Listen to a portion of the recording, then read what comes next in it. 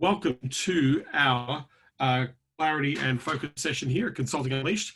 This is a daily session that we do at 3 p.m. Pacific Standard Time every day, where we talk tactical things, strategic things, how to actually track clients, convert clients, leverage your business model. We go through very clear strategy, and what I try to do is just introduce some ideas that will contribute and help you work on your business so you can leverage and scale your business. So thank you for those who show up. Those of you watching this recording, thank you for taking the time to watch. The key thing, if you're going to spend some time with me or you're going to spend some time watching this, make sure you take one thing away and you implement it. That's the whole idea. There's no point in consuming information if you're not actually going to take action on it. We've had several people who've been giving us feedback or giving me feedback on their application, implementation, and generating results and outcomes with what we've been sharing. And I really appreciate those people who are actually doing that. And we've had even people showing up. We've been doing this now for coming up to nearly 40 days in a row. So I can only imagine how much content we've created in the last 40 days. But we've seen some amazing results that have happened in this last 40 days of running these clarity and focus sessions. So today I kind of wanted to get a little bit tactical, but also a little bit from a focus point of view. We've got a few people chatting. Good to see you here, James. All right, so let me just share my screen. You should be all watching my slide deck right now. So also in these sessions, I am also asking you questions, answering your questions, and at the end of the session, I generally do a Q&A to the group where I can solve a problem or move a needle for you moving forward into the market. Tactical sales conversion strategy. I want to talk about this. I want to walk through this from a couple of different levels, right? One of the things that in our world, if you're a copywriter, AdWords person, SEO, Facebook ads, if you're into developing apps and web development, you're a LinkedIn lead generation person, you're a sales funnel builder, you're a sales automation, reignition, email marketing. If you're all of those things right now in the realm of business, every one of those things is essential for a business to be able to communicate their message out into the marketplace.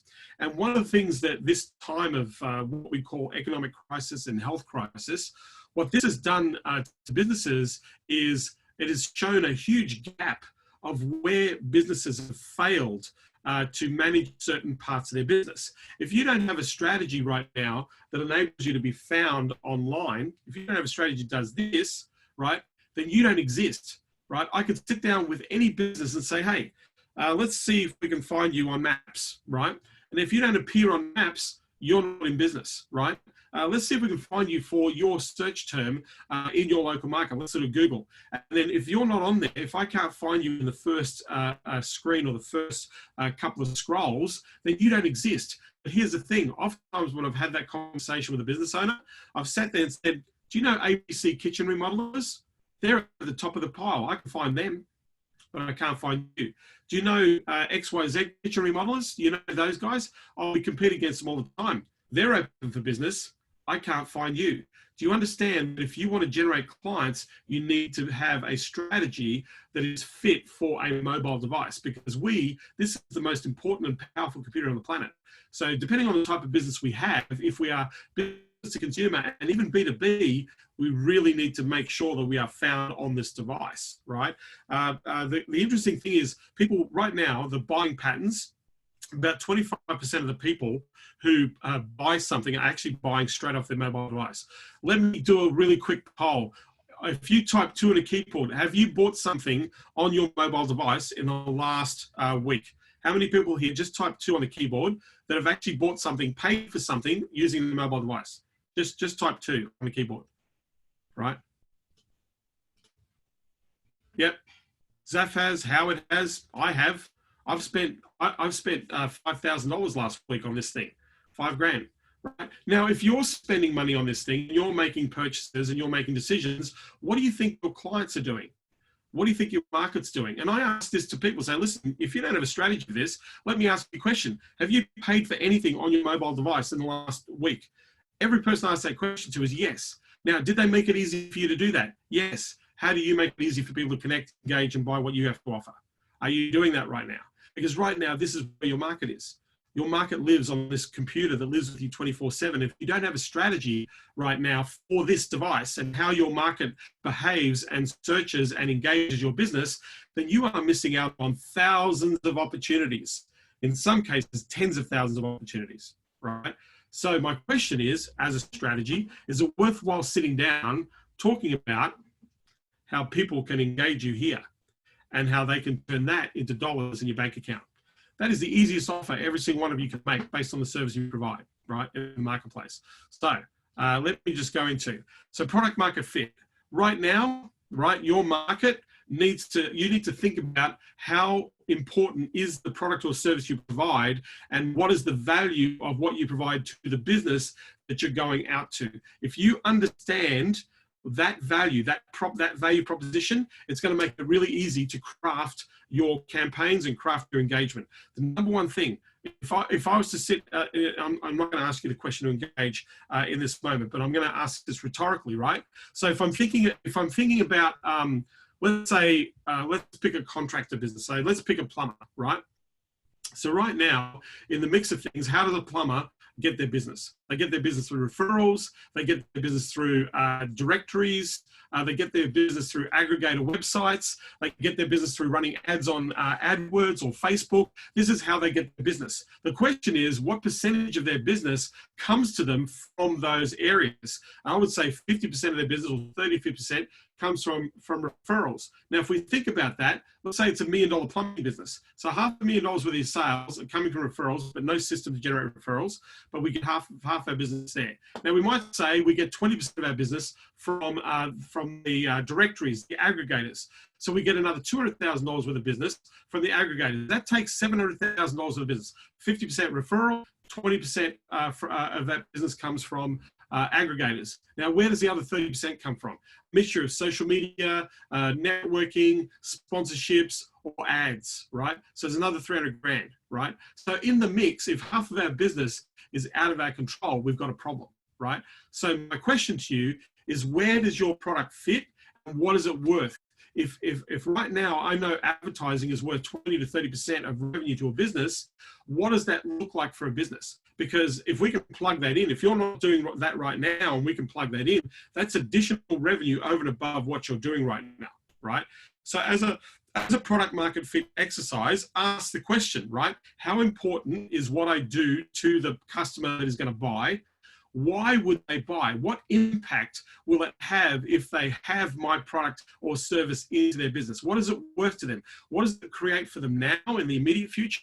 What does it create for them over 6 months, over 12 months? What is it going to create for them over 3 to 5 years? Because here's an example. If I'm running Facebook ads as a marketer to the market, and I know that we can get you 30 leads per month, and we know 30 leads turn into 5 sales, and your average sale is $10,000, that's $50,000 a month that we can bring into your business. Now, $50,000 a month turns into $600,000 a year, and $600,000 a year turns into $1.8 million over 3 years.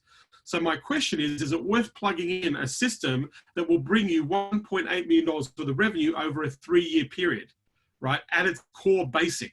Remember, 30 opportunities, only 5 conversions, right? Low conversions, right? That's only, what's that? That's 15%, right? That's a 15% conversion rate, yeah?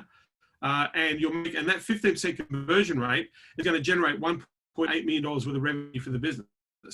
My question, Mr. Business Owner, how important is it for you to collect that 1.8 million, right? It's going to be very important. So if we look at the product market fit strategy, the strategy would be what is the actual impact, right? Based on some real numbers that my service can provide to the business.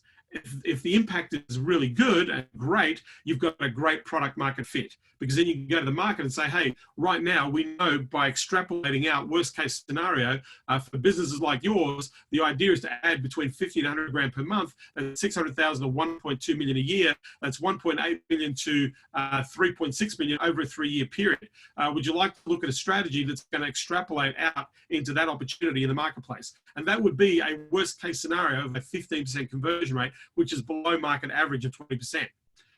right? There's a message, there's a product market fit that you can put out into the market based on knowing what the impact. So number one, what impact? That's a question you have to answer. What is the impact that you can make on a business? How important is it to that business, right? How relevant and important is your product to that business?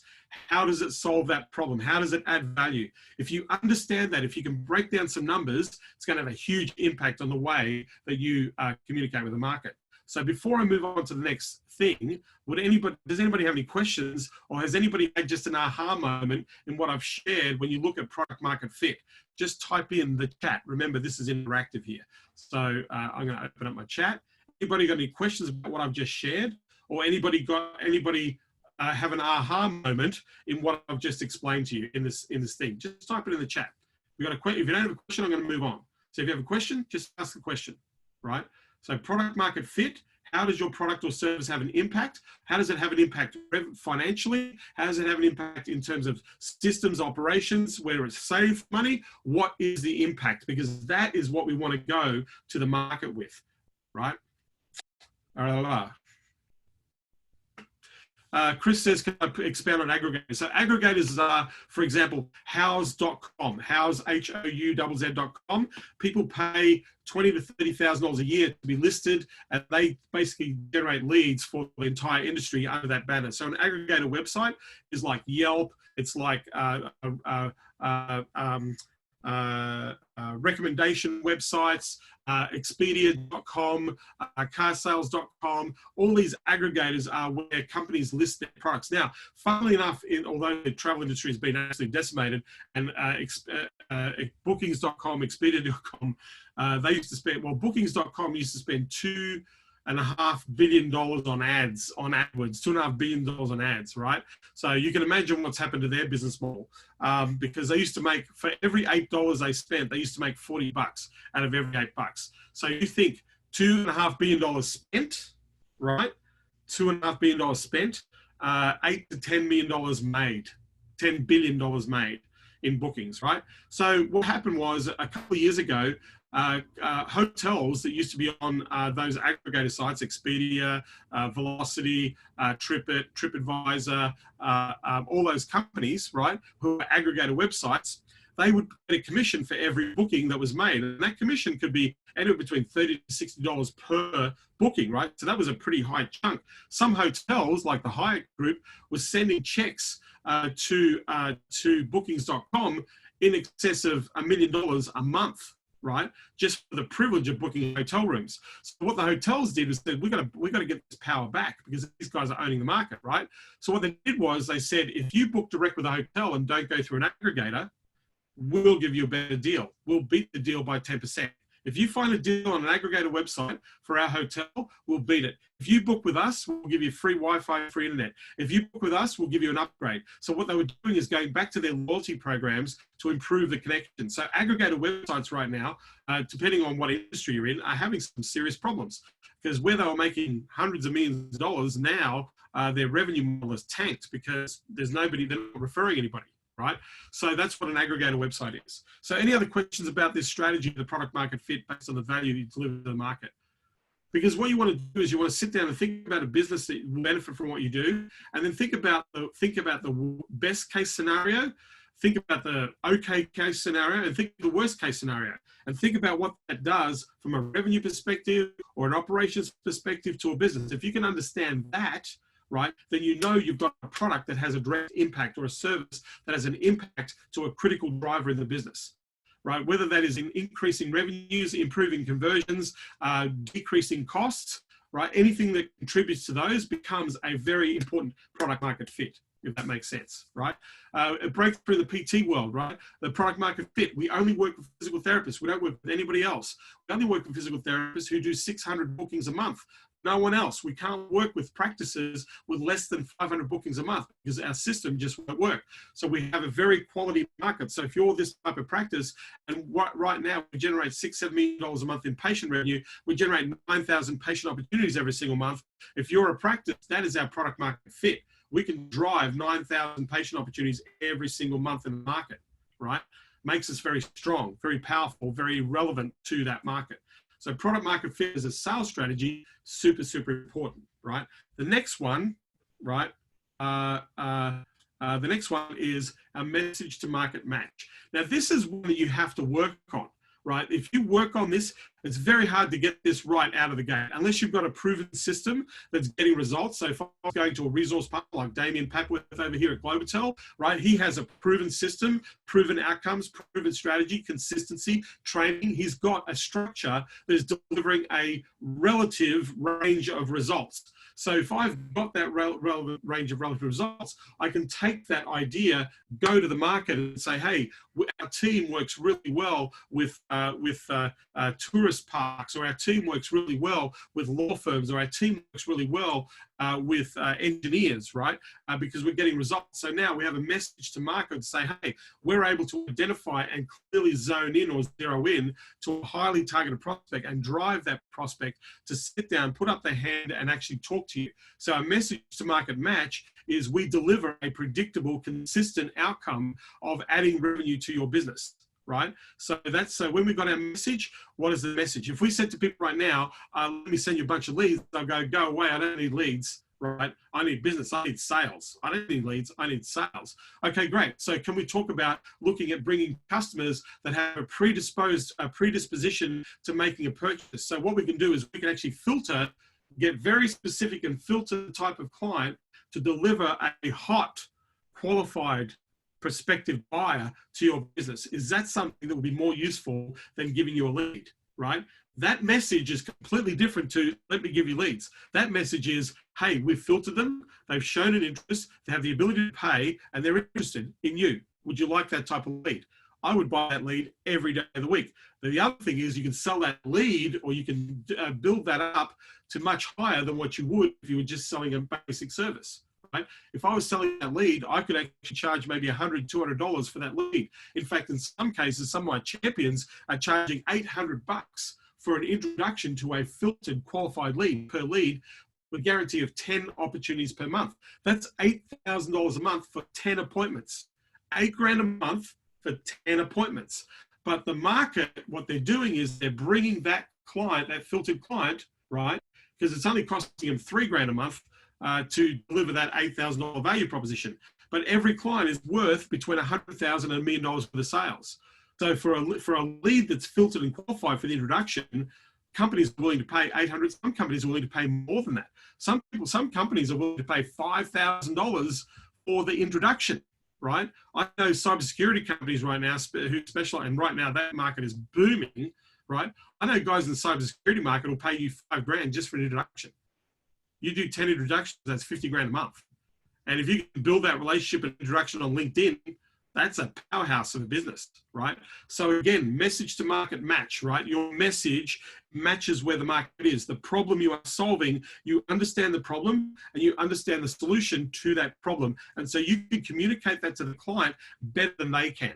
And when you can communicate that to the client better than they can, you have what we call a magic bullet solution. If you can identify the key issue that a client has, and the number one issue right now from a lead generation point of view is conversion. So every client will tell you, hey, leads, they suck. All leads suck. We can't see, we've tried all the lead guys and every lead that is sent to us sucks. Well, there's two reasons why leads suck. Number one, you've got the wrong lead. You've sent the wrong lead, the wrong qualification. They're buying into the wrong offer. I'll give you an example of a message to market mismatch, right? So there was a roofing company thought that the deal was, hey, we'll offer $250 to clean your gutters. If we can, we'll offer you guttering services, right? We're going to give you $250 cash and we're going to clean your gutters for $250. And then from there, we're going to give you a quote on your roof because that means we get into your roof. That was a really bad strategy, right? Because you're a roofer, you're not a gutter cleaning company, you're a roofing company. So when people want to buy roofing, they want to buy roofing, they don't want to buy gutter cleaning. If I want to buy gutter cleaning, I'm going to search for gutter cleaning. So the offer didn't match the market, right? They weren't selling roof repair, roof restoration, roof renewal. What they were selling, what we're saying was, let's clean your gutters. But you're a roof restoration company. Why are you cleaning my gutters, right? So the offer was wrong to the market. So guess what they attracted? A whole bunch of people said, yeah, we want free gutter cleaning. And none of these leads turned into sales because none of the people were interested in getting their roof repaired. They just went, oh, you're offering to clean my gutters. I'll take that. Thank you very much. And then they go, great, can we do a quote on the roof? Oh, no, not interested in that. I needed my gutters cleaned. So remember, message to market match. The message was wrong, the offer is wrong, so that means the wrong leads. So one reason this fails is you are sending an unqualified, or the offer that you're sending isn't relevant to helping the client buy the service. So that's one reason why lead generation fails. The other reason why lead generation fails is that they don't have an optimized sales process to manage the lead. They don't call the lead in a relevant time.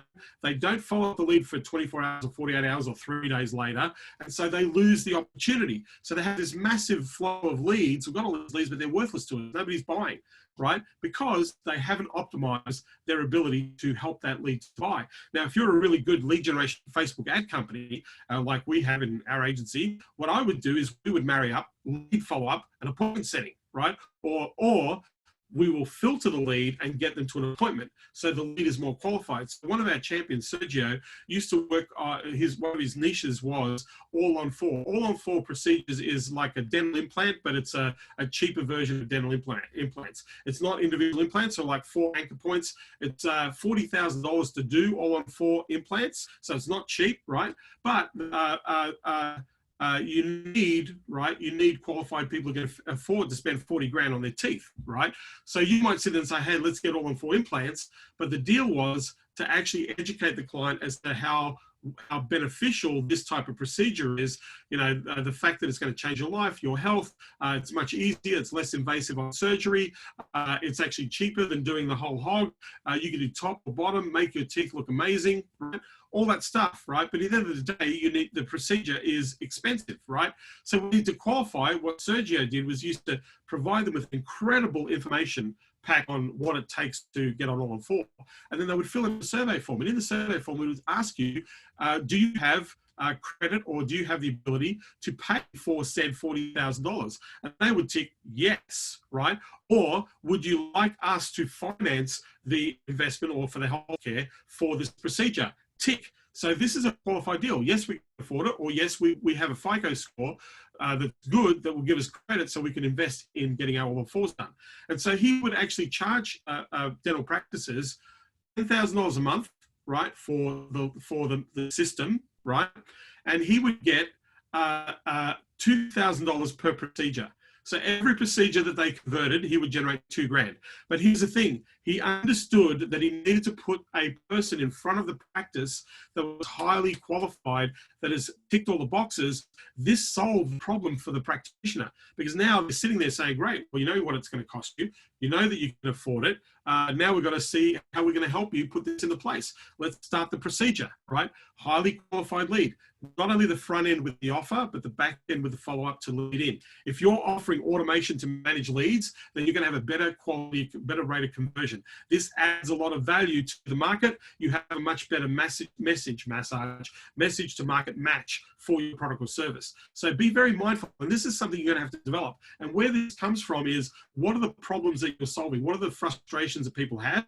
And how do you solve those frustrations? And that creates the message that makes it relevant for the market. If we keep allowing the frustrations to mount, then we're going to end up in a situation of fear, right? We're going to have retraction. It's not going to work. We're going to struggle, right? If we have our aspirations met, the other side, then we're going to have for ourselves if we have the wants, right? So we have the fears. This is the problem. Here's how you solve the problem. It's the opposite of what goes on. So for example, if you say, hey, we rely on 50% of our business of referrals and our referrals are diminishing, so we need to bridge the gap. So if you're relying on 50% referral, what if we didn't have to rely on referrals anymore and we gave you direct access to patients? So 100% of your business can immediately come to you without you having to rely. Let the referrals be the cream of your business. Let the direct access be the profit center of your business. So instead of relying on referrals, let's give you direct access to customers, right? So from frustration to want, right? That's where your message is going to be developed to the market. What problem are you solving? How intimate? What is the cost of that problem to the client, right? I'll give you an example. I sat down with a company. They were a mortgage broking firm. We sat down, and what they did was they were also an aggregator. So what they did was they worked with multiple broker networks, and what they were trying to do is like the 80-20 rule. If I can get 20% of my brokers to pull in 40 deals a month, then our aggregation service is going to be huge, right? We're going to make lots of money. So the goal was, how do we actually bring people in right? Knowing that we can give them great quality leads so they can close those leads into mortgage packages or lending packages so that we all get the commissions, right? So what they did was they sat there and said, hey, let us introduce you to buyers. Let us introduce you to home and commercial buyers. The people we're going to introduce you to have been filtered, have been qualified. We know their scores. The key here is you're going to help them get a loan through our services. Now, to use our services, you have to pay us $1,250 per month as an aggregator to get access. For that $1,250 a month, we're going to guarantee you, right, 20 opportunities. Of those 20 opportunities, you have to bring us 10 deals a month. Can we work together? That was the deal. So the person sat there, so 10 deals, back-end trailer. They were sitting saying $1,200 down. The average deal to us is going to be $3,000. 10 deal, that's $30,000 for $1,250. No brainer, right? But what are the problems that we solve, right? We're going to give you a qualified lead. We're going to guarantee a certain number of leads every single month. We also know that based on our leads that this is what your close rate is. So we're also going to give you the opportunity of generating revenues at this level. If you're not doing that right now and we've taken care of all that for you, shall we work together? Yes or no? That is a message to market match. The problem is I don't get those leads right now. I spend more than $1,250 a month to get them. They're not really qualified. I'm working my tail off. This is crazy, right? So if you can plug that in, hey, we've got the solution, right? But what this did for the lead aggregator, it generated an extra $1.8 billion worth of sales over a 12-month period by selling that message to the market, right?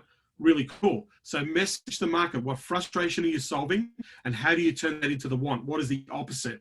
I'm not, right now, struggling to make sales. Why are you struggling to make sales? We're not getting enough leads. Why aren't you getting enough leads? Well, we don't know where to find them. Great. So if we can provide you with a source, the problem is leads in and of themselves aren't going to work for you. What you want are people who are interested in an offer and want to buy, yes? So what if we looked at a strategy to get a buyer, right? So what does a buyer look like? What do they need to know? What do they need to do to be ready? How do they buy what you have to do? So if we can marry that process with a buyer, then we're going to give you a much better quality customer that is going to invest in your services. Would you agree? Yes. So can we work together to build that buyer's journey into bringing customers into you so you no longer have this issue of the fact that we just don't have enough people to talk to, right? Now, essentially what I've said, let's get qualified customers, right? But what I've done is I've broken down the story because I've highlighted what the problem is. I've said, well, ultimately, to solve the problem, what do you think of this? Well, yeah, that's absolutely going to solve the problem, right? So that's message to market match in what we're doing. So optimum selling strategy, right? By the way, any other questions about the, let me just go back one. Anybody, any other questions? Happy to answer questions about this. Anybody got questions?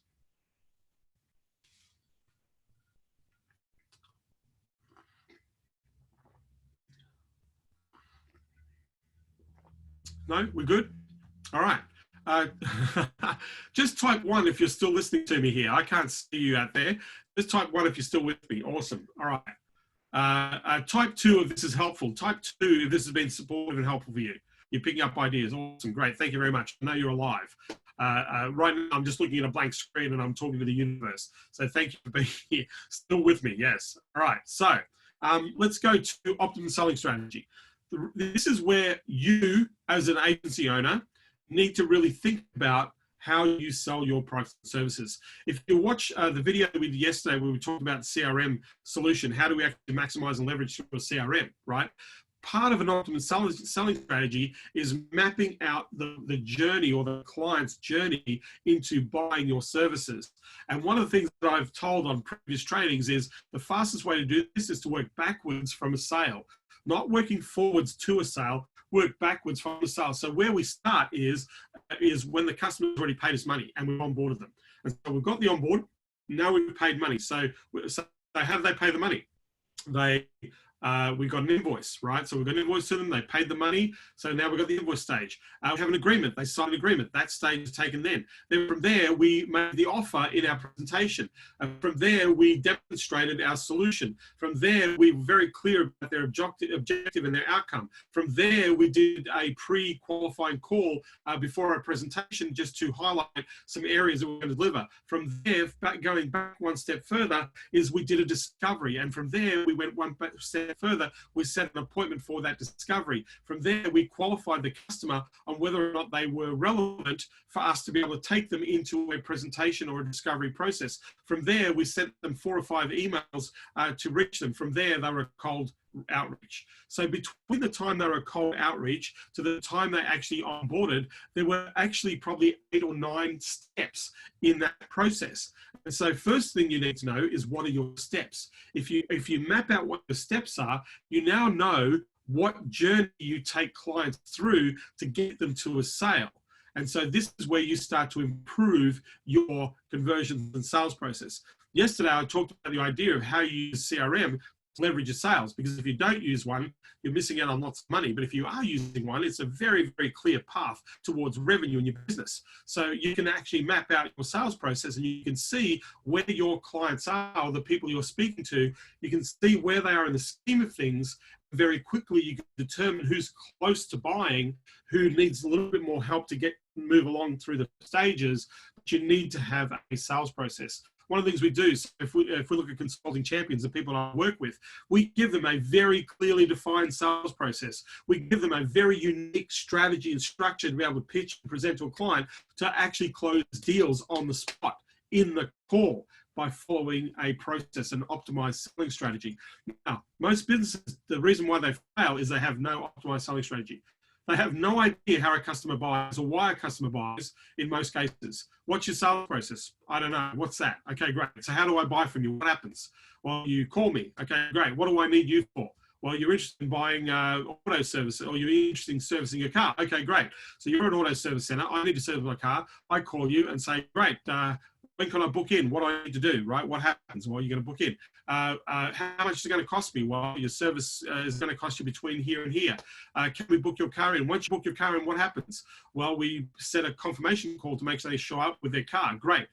Once they're in there, what do? Right? Well, we tell them what their options are. We do an assessment, put the car on the hoist, do the service that they're required, make some recommendations, ask them if they want the recommendations to actually go ahead so we can do the fix, right? And then we give them back their car. So now they have a 7-8 step process to help a car. So if you understand how a person books their car at a service center and how that service center actually upsells and increases their average spend per client, we now know the optimum sales strategy of the car dealer, right? Or of the service center.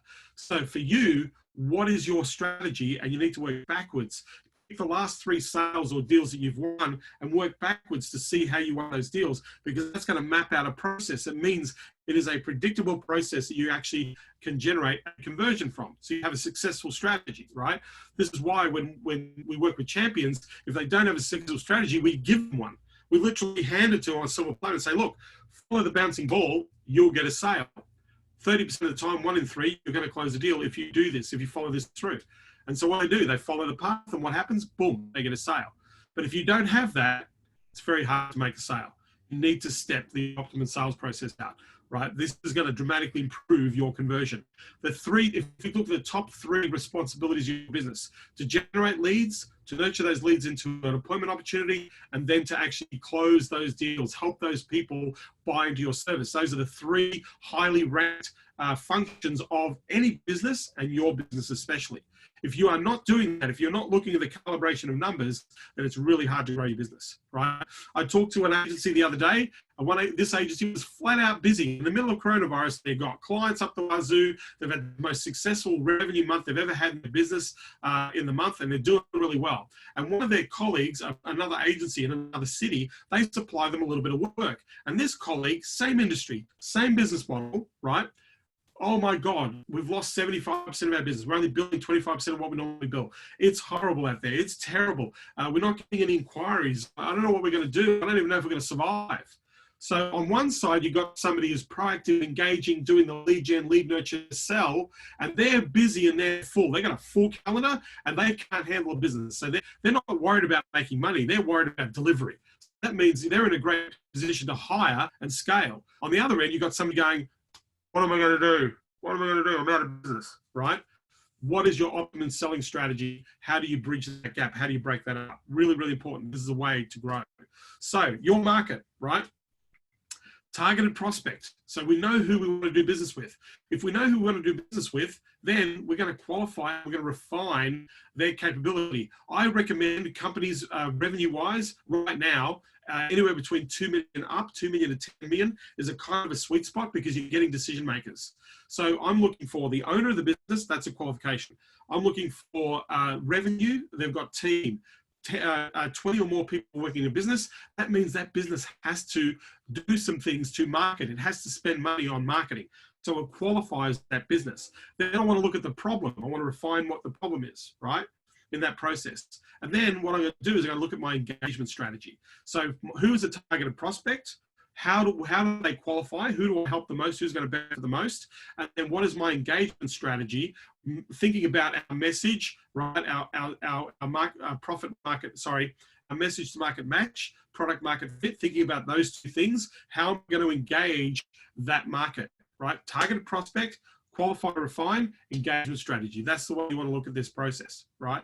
So appointment conversion, right? How do we do this? What is our strategy of appointment? What is our offer? What is our hook? Are we offering a lead magnet? Are we offering an assessment, an audit? Are we offering a checklist? Are we offering the ability of a plan? Are we giving them a plan? Are we offering training? What is our offer? We need to systemize our approach. So remember, the idea is if I had one market, one offer, one market, one strategy, one appointment strategy, right? So we zero into the key focus here.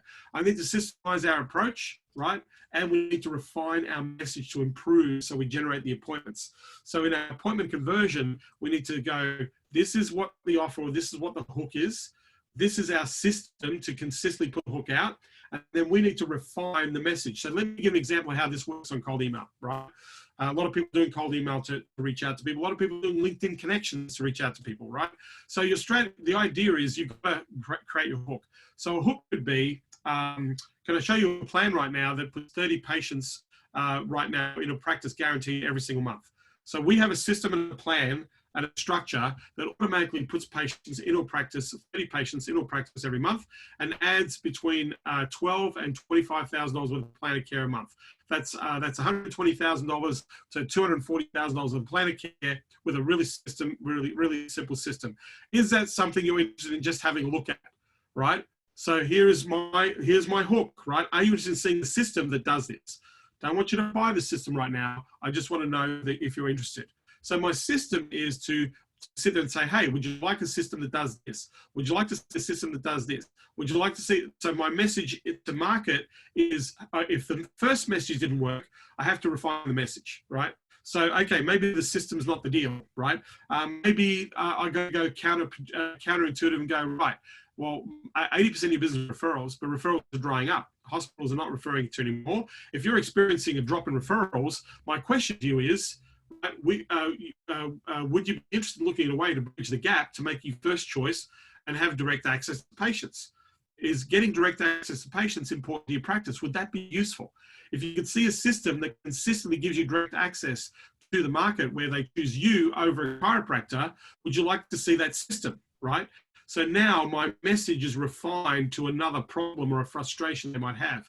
I want to find 5 key biggest frustrations. I want to have 5 wants that I create to solve that problem.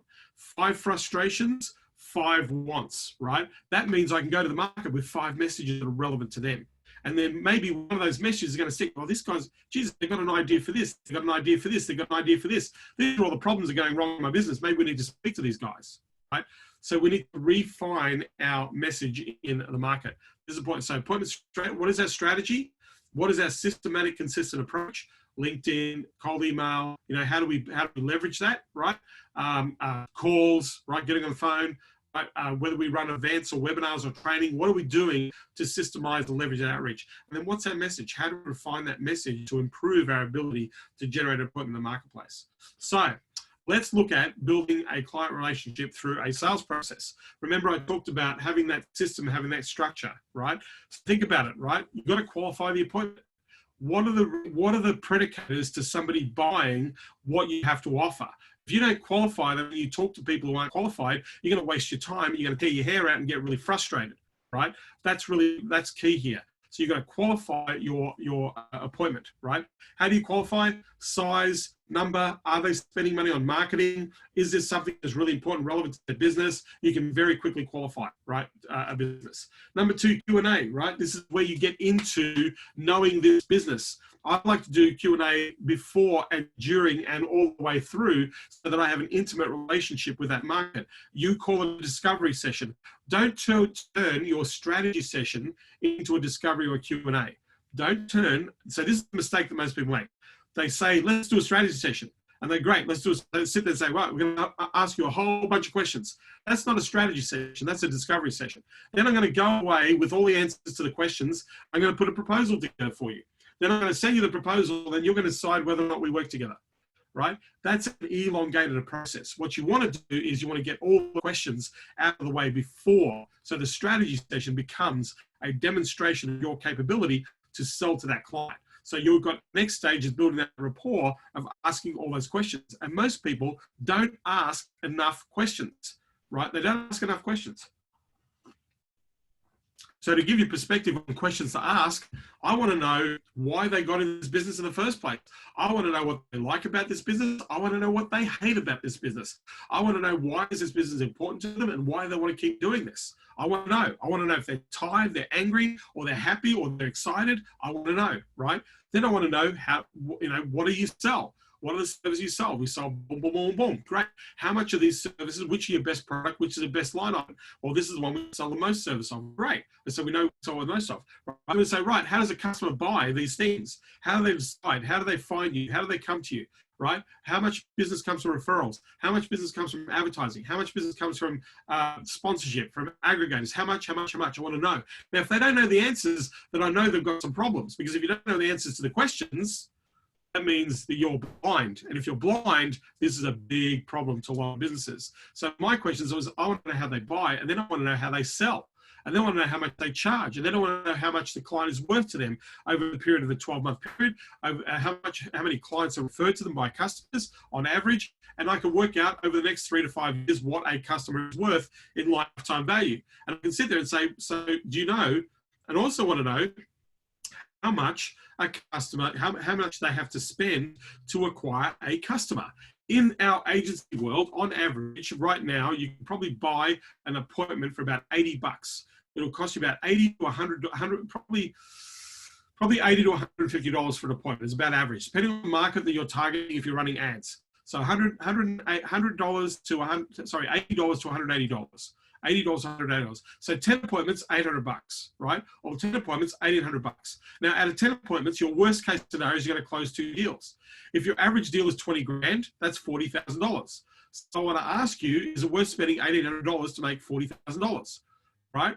That means your acquisition cost per customer, if you're, let's say $1,000 that you paid to get 2 customers, right? They give you 40 grand, you paid $500 for each customer. So your acquisition cost on a customer is not $80, it's $500. So let me ask you, if it costs you $500 to get a $20,000 client, how many people here would pay that $500 all day long? Just type 2 in the message. If it costs you $500 to get a customer to spend 20 grand for you, how many people would spend that $500 all day long? I would spend that $500, or I would find out more $500, because the more $500 I spend, the more I get that 40 grand, right? So everybody's agreeing with me, right? So your customers are the same. Your prospective customers are exactly the same way, right? If you can figure out how much a customer costs to acquire, you can devise a strategy to scale their business very quickly. And to a customer, that's gold, right? That is gold. Right? So understand that, and I'll answer your questions in just a moment when I get through this piece. But understand, you can keep dumping the questions in. I'll go back and answer your questions. Understand, right, that if we know all this, then it makes it much easier for us to sell, right? The next step of the process, we develop a plan, we develop a pitch. I prefer a pitch as opposed to a proposal, because here's what happens with a proposal. You go and do Q&A discovery in the strategy session. You go away and you spend 3 hours to 6 hours putting a proposal together. Then you send that proposal, right? You send it to them. Or you might be lucky and set up a time to walk them through the proposal, right? But if you send the proposal, the first thing they do is they take your 3 hours to 6 hours worth of work, don't read any of the top 6 pages, they just scroll to the last page. This is how much it's going to cost me. So what they're doing is they're basing the decision to hire you on price, not on the value that you delivered in the process, right? They don't read your proposal, they just go, yep. And then what they do is they go and take your proposal and they say, you know what, let's see if we can find somebody who can do the same thing and beat this price. So essentially what we've done is we've turned ourselves into a commodity by doing this process, right? We're now not differentiating ourselves. We're just like everybody else, dumping a price on a customer. You've spent 6 hours doing this, and sometimes we don't even follow up, or we're waiting for them to come back to us. That's a horror situation. Right? You don't wait for them to come back to you. You need to go to them, right? So that's it. Or you present, and then you sit there and go, great, it's all about the price. It's not about the value, right? So that's what most people do, and the conversion rate on that is very low. In Champions, what we teach is to actually pitch for the deal and ask for the sale and the money and the agreement and everything at the presentation stage. Because the reason why you're doing this at a pitch stage is because now you can answer all their questions. You don't have to go back and forth and answer questions. You can answer all their questions. There's no unanswered questions, right? Because in a proposal situation, you can't ask any questions. You're just delivering the information. They're going to make a decision based on the piece of paper, right? Or on a PDF, right? Whereas in this situation, you're eyeballing them. You're building a rapport, a relationship. You're building know, like, and trust in this process, or you're on the phone, you're talking them through it, right, in this process, right? And so by pitching, so think about Shark Tank, right? Everybody knows the show Shark Tank. So they have 5 sharks. All the sharks are billionaires and 100 millionaires and billionaires, right? They're all big money people. And the person has an idea, and they rock up to the show, and they've got 2.5 minutes, 2 to 3 minutes to present their idea to the sharks, 2 to 3 minutes. And they're asking the sharks, right, for 50,000, 100,000, 200,000 for a percentage of their business. So they're pitching the idea. And if the shark feels like they know their numbers, they've demonstrated a good product, they've got a great idea, the shark's going to assess, do I have a market for this? Do I have connections? How can I leverage this? Am I willing to put the deal in? And they're asking for the money right up front. And so they're saying yes in the space of minutes, right? They're saying, yeah, I'll write a check for 100 grand if you give me 25% of your company. And they're going to do a little bit of negotiation, right?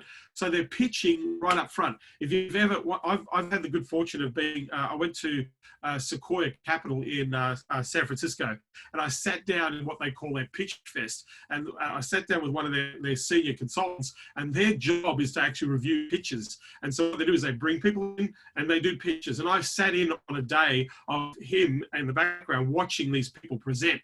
And I watched this guy at Sequoia Capital in one day write checks for $50 million in one day.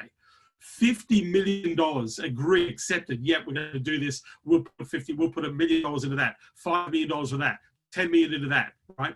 $50 million worth of checks in one day that he wrote. What did they do? They pitched their idea. They knew their numbers and their sums. They did their research, whether it was a good idea, you know, what's your team like, what's your business model like, how do we realize capitalization, what's the value, why are we valuing the business at this level? All those questions are answered in a pitch right up front. And in that moment, that guy is not going to go, let me go and think about it.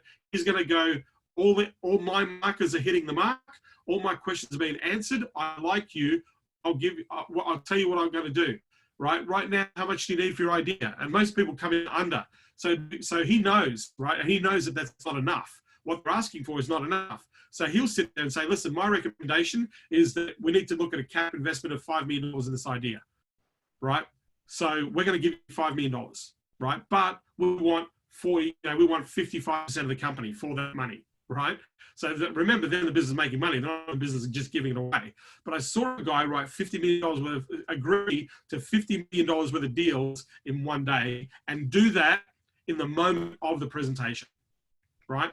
So a pitch is let's buy and let's figure out how we're going to buy.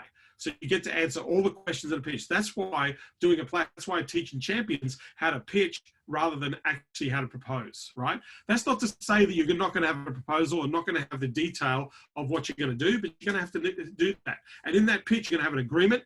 And in that pitch, you're going to have your invoice ready right then. None of this send me an invoice and wait for the invoice to be paid. None of this send me an agreement and wait for the agreement to pay. We want all of that detail in one place. Here's the presentation. Here's the objective.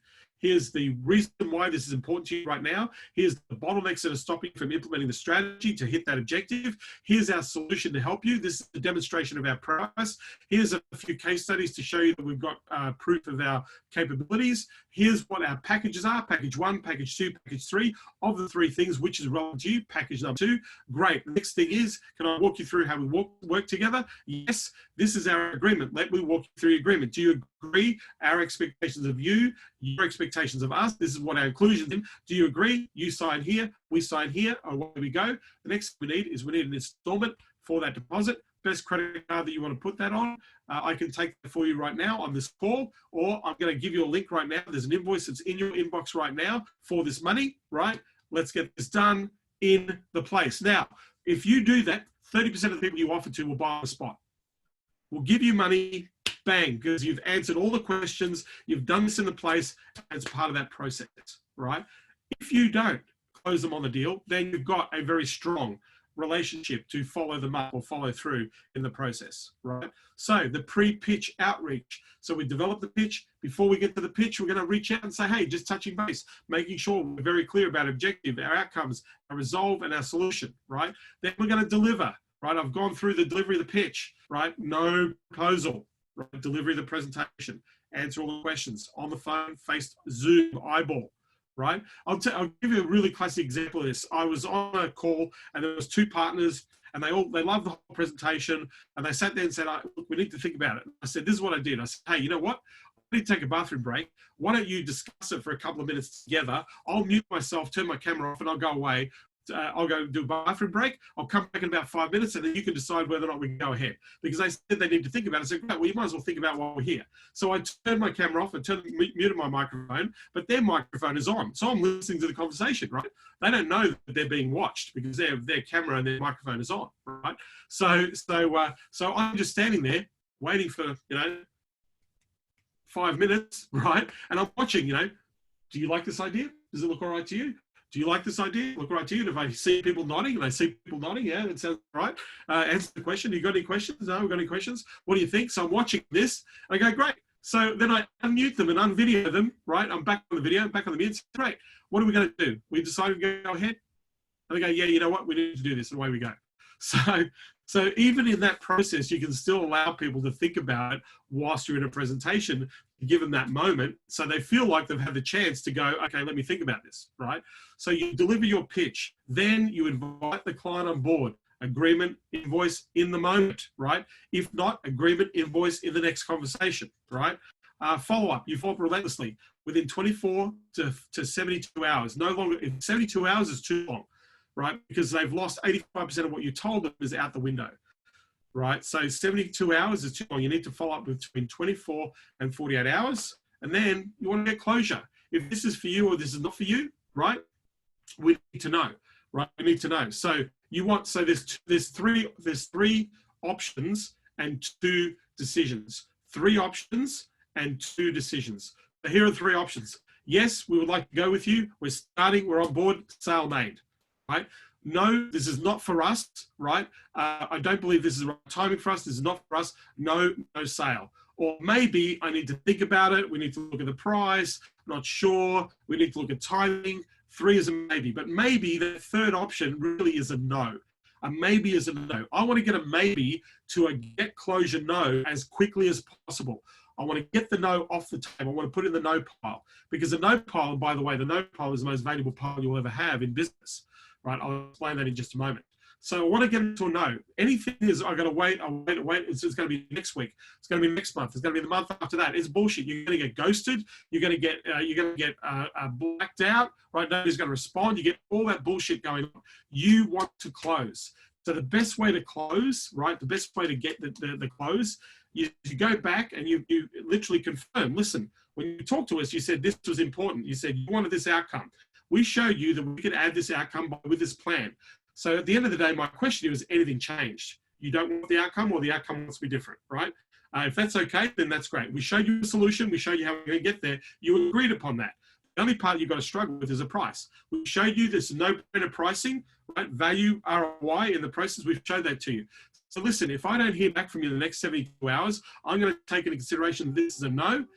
And with your permission, we can take the plan that we put together for you because we know we can get the result, and we're going to put that plan out into the market. So you can let us know within 72 hours whether or not you want to work with us. If we don't hear from you in 72 hours, we will take that as a no. We will take it as no, and that you're not interested and that we won't be working together. And we wish you all the very best. So my question to you is, are you still interested, right? If you do that, you're going to get a definitive answer, right? And if you don't get the response, you have a definitive answer. So then you take the emotion out of waiting for this person to come on. That's not to say they're not going to buy in the future. That's not saying they might not buy in a month or a week or 5 weeks or 10 months or whatever, right? We want to move people into that no pile. So this is our client relationship process. So with that, I want to escape out of that. I'll stop sharing for a minute. Let's get back to here. There's a whole bunch of questions I want to answer.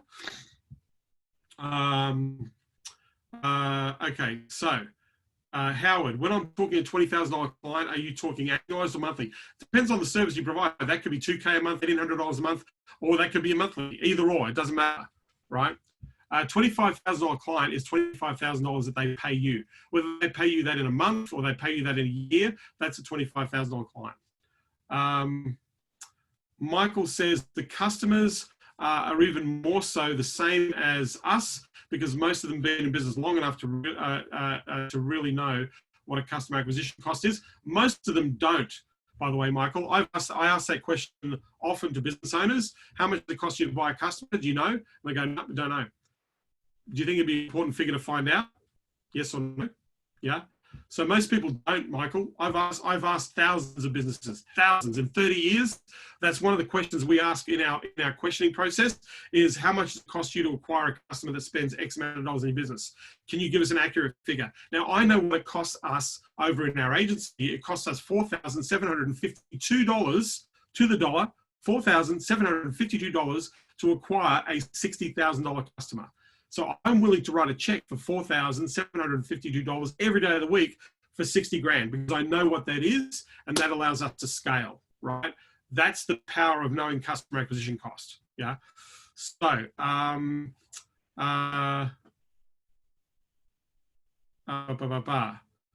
James says, this is awesome. Michael says, ghosting pisses me off, means that I had a real failure to identify the problem, pitch the wrong solution, or never address the objections. Now, here's the thing. The other reason why you got ghosted is because they weren't qualified to buy. They automatically put themselves out of the market because they didn't qualify or they weren't ready. Because here's the thing. People are embarrassed and they don't want to say no. They don't want to say no to you. They feel embarrassed. They feel like they're letting you down and they don't want to let people down. So they figure, hey, you know what? I'm uncomfortable about this. I'm uncomfortable about letting you down, so I want to be out. So what you want to do is you want to give them out. The best out you can give them, say, listen, if I don't hear back from you in 72 hours, I understand that this is a no. And so we will not pursue you for this project at this time. But at the end of the day, we'd like to take this plan to the market and give those leads that we're going to give to you, we're going to give them to the guy next door. Right? Because we have to give them somewhere because we've got a plan. We've got an objective, an outcome. We've got the whole thing. So now, if you're not going to do it, we need to give it to somebody, right? Do you offer a guarantee in a presentation? Sometimes I do. Right now, we're in a situation with our agency where we're guaranteeing income. So we're going to say, hey, if you invest this, we'll guarantee this amount of money. That's pretty cool. That's a no-brainer investment, right?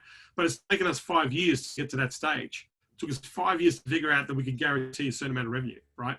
Our only guarantee was the number of leads. We would guarantee 30 patient opportunities. That's it. Or 360 patient opportunities a year. That's what we guaranteed. Yeah. If we didn't bring you 360 patient opportunities a year and we could qualify that, then you shouldn't have to pay. Yeah. If we don't hit that quota in the month, you don't have to pay for that month. Yeah. It's only ever happened maybe twice in the whole time in the last 5 years that we've not been able to do that. So yes, we do. You don't have to, but yes, we want to reverse the risk. Right.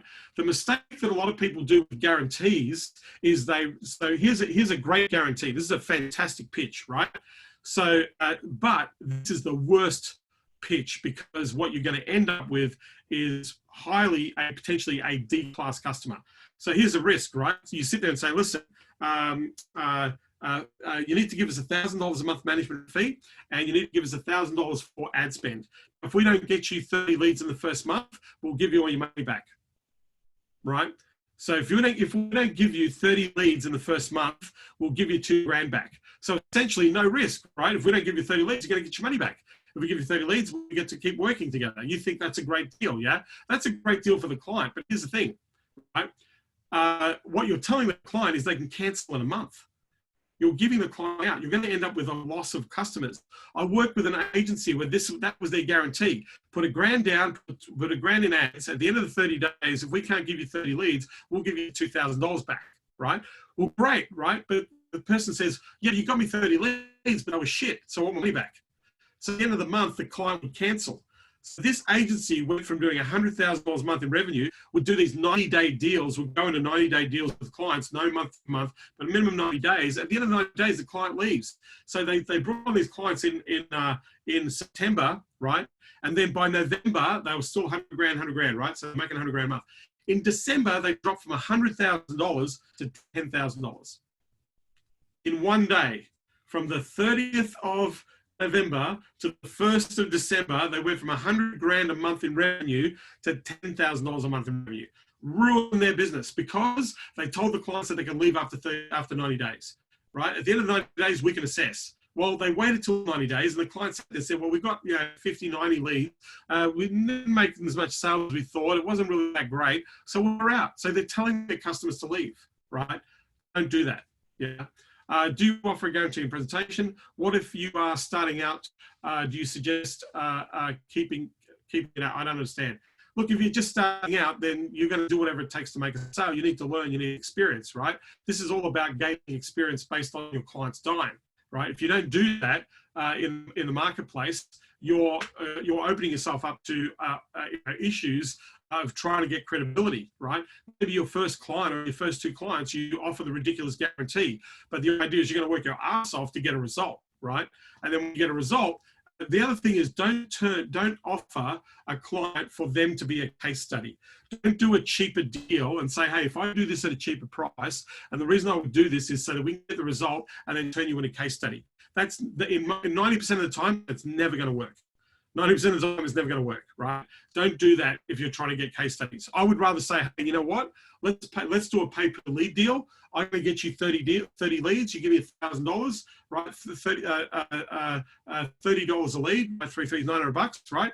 $30 a lead. Let's do a per lead deal, and let's look at what conversion rates. Let's see how we can turn those leads into sales. And at the end of the day, we can figure out how we work together.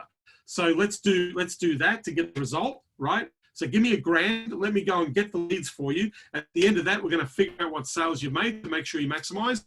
And so now you have a case study, but a case study that they've committed finance to. You've given your time, you're building that structure, but they're still paying for it. It's not free, right? So that's another way to do it, to just get the ball rolling with 2 or 3 people. Or you can go middle, say, look, normally my management fee is $1,000 or $1,500. I'm willing to kick in half of that management fee for $750 plus $1,000. Let's go get the leads. Let's talk with each other. Let's make sure that you're following these leads up and generating those sales. And that way you're learning and being paid at the same time at the low level of just starting out.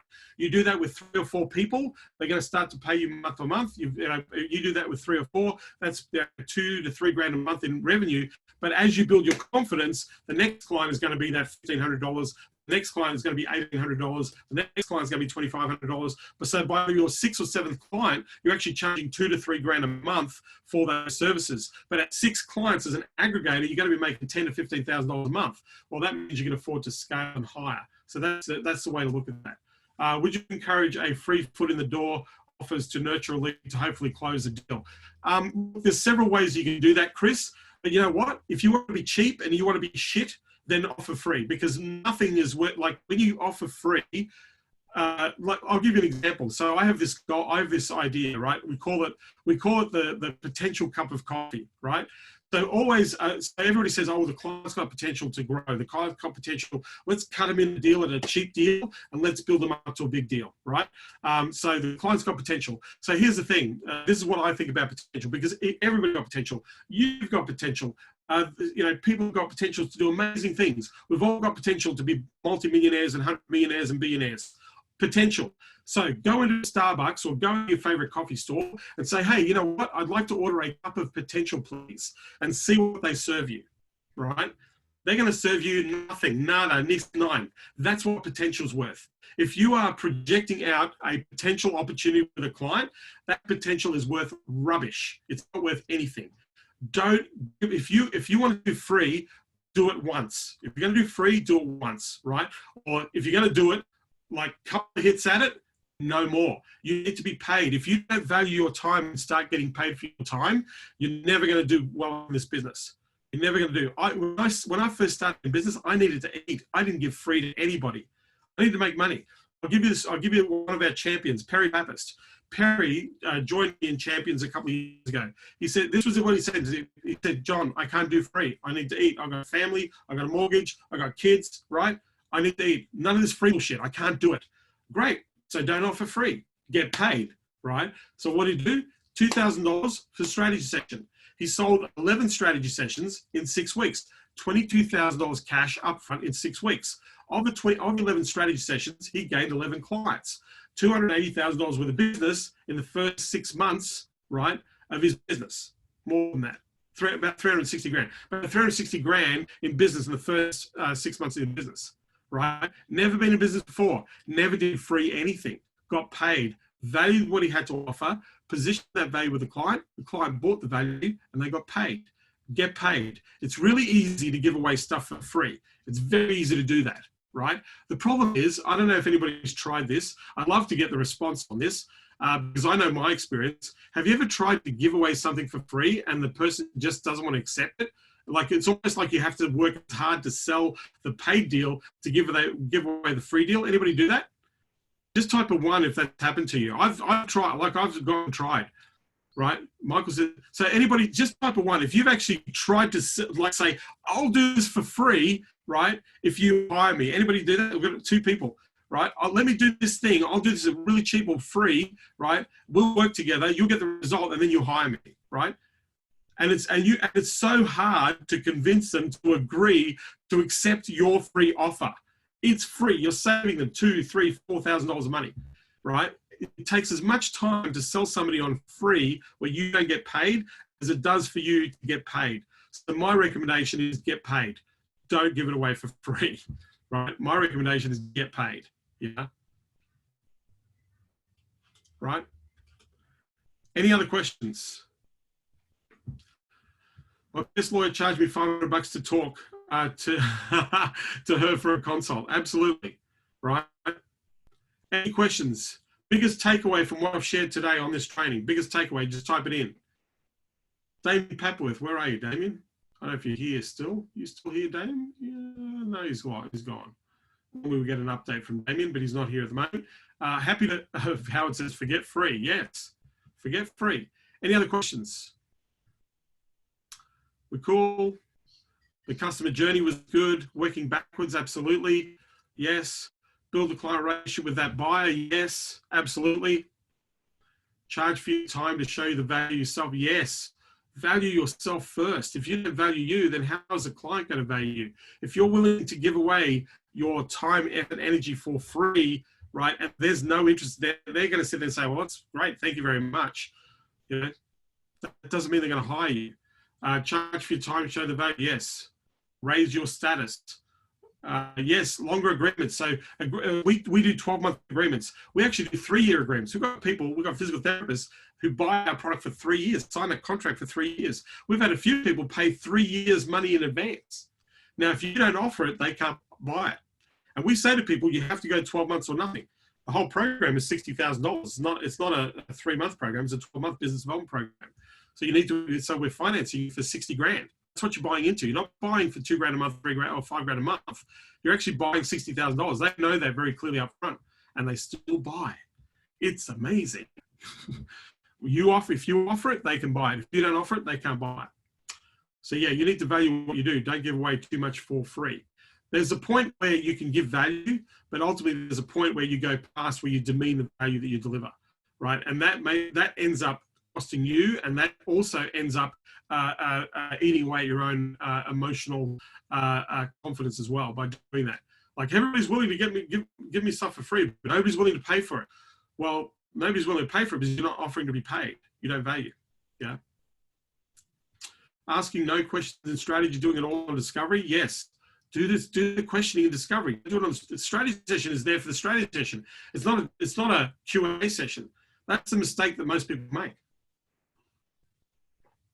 So with that, anybody got any questions? We cool?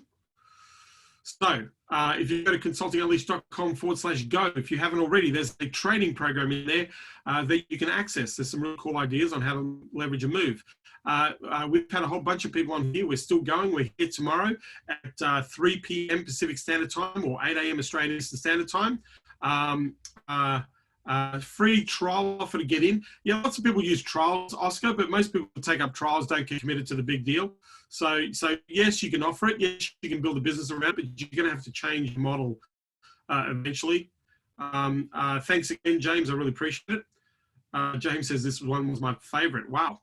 We've covered a lot of topics in 3 days. So anyway, thank you for being here. I hope this has been useful. I look forward to seeing you tomorrow, 3 p.m. Pacific Standard Time, 8 a.m. Australian Eastern Standard Time. We're going to be covering another topic, another strategy. Love to hear some results. Thank you for those who are joining me on we've got a whole bunch of people joining here daily. Thank you to those who are new to this. If you know anybody who needs to be here, please do share consultingunleashed.com/go, G-O, because as I said, I'm on here, the YouTube channel. These videos are going up every day, doing lots of scripting, answering lots of questions, trying to help you as much as possible. Thanks, Michael. I really appreciate you saying that. So with that, I want to thank you. I look forward to seeing you tomorrow, same time, same bat channel. Take care, everybody.